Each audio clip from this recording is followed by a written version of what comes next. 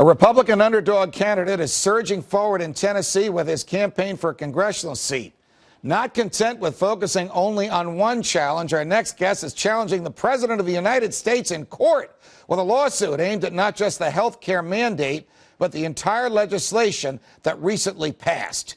Congressional candidate Van Irion is here as filing this lawsuit in spite of the resistance to it from the Attorney General of the state of Tennessee, who has apparently shown no interest in joining his fellow attorneys general in an attempt to rein in the bloated federal health insurance law.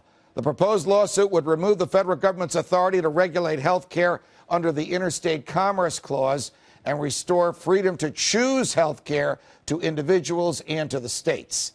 The Interstate Commerce Clause has long been a bane to conservatives because big government liberals from both parties have used it to regulate everything from health care to whether a person can grow wheat in his backyard and for his own consumption.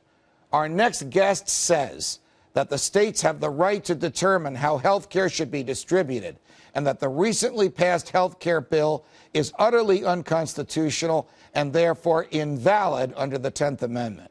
Van Irion joins us now. Thanks for joining us on Freedom Watch, and welcome here. Thank you. The other day I was in Florida, and a member of the Florida state legislature came up to me after I gave the talk that I was there to give and said, do you know the federal government has ordered us to raise taxes by $1.5 billion and is telling us how to spend the taxes? I thought we were a sovereign state, and I thought we could decide what Florida taxes would be, and we could decide how the money would be spent. What's going on here? You know, the 10th Amendment has been completely forgotten by Congress for decades. I actually tell people that Congress has been ignoring the Constitution for over 100 years, and that's what this lawsuit is about. We've had health care regulations from the federal level more and more over the decades, and this is where we end up when we don't push back. So now we're pushing back. Suppose the Congress decides that too much exposure to the sun causes skin cancer. Can it order us to wear hats whenever we're outside? Well, that's what's next, isn't it? I mean, the more they regulate, the more they want back from us. Anytime the government gives you anything, they want to take away some of your rights as well, and that's the same thing happens with the states. Whenever the federal government gives something to the states, it takes away some of the sovereignty. Yeah. Let's see. We will repave every federal highway in your state. Here's $100 million with which to buy the asphalt and pay the laborers to repave it. But in return, you have to lower the speed limit. You have to lower the permissible blood alcohol content. You have to do this, that, and the other thing. Supreme Court has said they can do that. It can basically bribe the states. If you or I went to a state legislature and said, here's some cash and act the law the way I want, we'd be locked up for bribery. How can the Congress get away with this? Well, because the Supreme Court says they can. And you know, you've pointed out on many occasions, sovereign immunity is an issue that we need to address. It was a bad idea when we brought it over from England at the founding. Sovereign immunity needs to be removed, in my opinion. Sovereign immunity is the concept that the state can't be sued. Right. And that it can do almost anything it wants to us with, as you said, immunity. And it started with the king. Let's talk about your race for Congress. Does the Republican establishment like you? The Republican establishment, in some cases, won't even invite me to their events. There have been county Republican parties that won't even return our call. And why is that? Are they afraid of somebody running for office who really and truly believes in the Constitution, who's ready to take the same oath that they took, but in this case, comply with the oath? I would say some of them are. In fact, I hate to lump the entire party together. Most people in the party like what the platform stands for, which is what I stand for, which is smaller government and individual freedom. But the leadership of the party hasn't delivered the platform for 30 years. Do you accept my argument that we really have just one political party in this country, the big government party? It has a Republican wing that likes war and deficits and assaults on civil liberties. It has a Democratic wing that likes taxes and wealth transfer and assaults on commercial liberties. But it's basically just one big gaggle that's interested in its own power. Absolutely. I've been saying that for years. And another way of saying that is we have one party that wants power.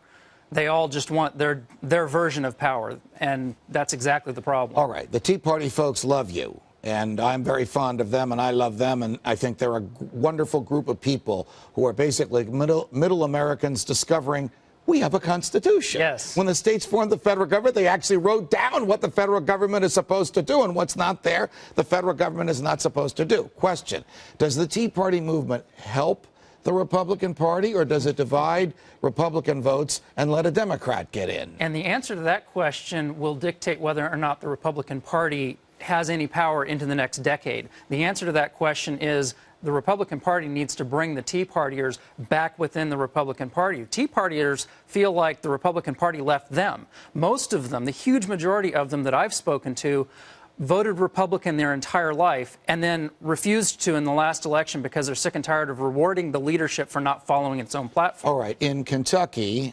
Dr. Rand Paul, the son of Congressman and Dr. Ron Paul, Yes. is seeking the Republican nomination to replace Senator Jim Bunning in the United States Senate. He's been endorsed by Jim Bunning. He's been endorsed by Governor Sarah Palin. He is the darling of the Tea Partiers, the darling of those who believe in small government, natural rights, and area of human behavior that the government can't regulate.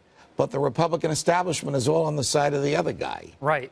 Are you surprised? Oh, not at all. And emphasis on establishment. It's the Republican leadership that we need to get rid of.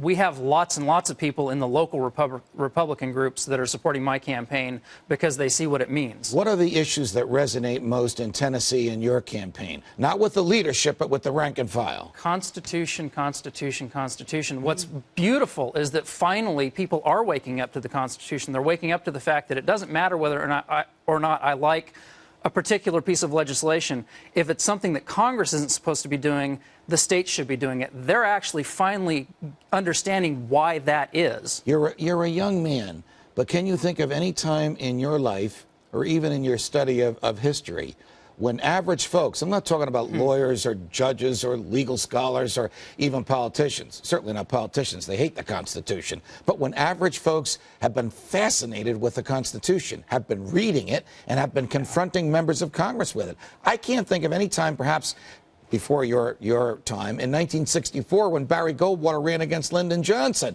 that the Constitution was as much an issue in a political campaign as it is today. Yeah, and that's why I'm running. I've never run for office before, and 2 years ago, if you'd have told me I was gonna, I'd have told you were nuts, because I've been upset about this stuff my whole life. I rant at my family for the past 20 years about the Constitution. They're sick of hearing it. But then all of a sudden, last year, we started seeing average people bringing it up, talking about it. And that's what prompted me to get into the race. I thought, wow, this is the time when people are finally upset about the things that I've been trying to get them upset about for I think health care was the last straw. When I argued against the Patriot Act, even to a lot of well-intended people, they thought, well, the government's not going to listen to my phone calls. The government's not going to capture my keystrokes. The government's not going to get my medical records. But with health care, it affects every single human being in the country, that the government has to hear from your physician what you told the physician. Americans just are not going to tolerate that. They know that the Constitution doesn't permit that. Yep, and it's going to affect even the restaurants. We're forcing restaurants to put calorie counts on the menu. It affects every aspect of our lives. You know, 20 years ago, if we had written this as a farce, it wouldn't have been taken seriously. Now, things are changing so quickly, you couldn't write a book right now quickly enough to describe how bad things are going to be in 10 years. Van Arian, come back after you win the primary and let us know how the general election's going. Thank you. I'd love to. Thanks for joining us on Freedom Watch. You can catch today's show on foxnews.com/Freedom Watch and on Sirius 145, XM 168, or online at foxnewstalk.com at 6 p.m. Eastern on Saturdays. From New York, defending freedom. Until the next time, stay free, America.